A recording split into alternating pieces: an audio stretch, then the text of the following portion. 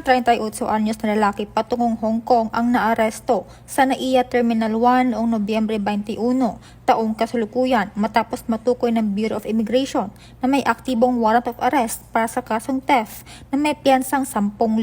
Ayon sa NAIA PS1, agad nilang kinuha ang pasahero mula sa Bureau of Immigration para sa verifikasyon. Iginiit ng lalaki na nakapagpiyansa na siya kaya agad na tinawagan ang issuing court na kalaunay nagkumpirma na archive na ang kaso. Kasunod nito, ipinasa ang individual sa CIDG Quezon City DFU para sa tamang disposisyon. Tiniyak ni Police Brigadier General Junicio B. Bartolome Jr. na mahigpit ang pagbabantay sa mga may kaso dahil ito ang bagong PNP para sa bagong Pilipinas, serbisyong mabilis, tapat at nararamdaman.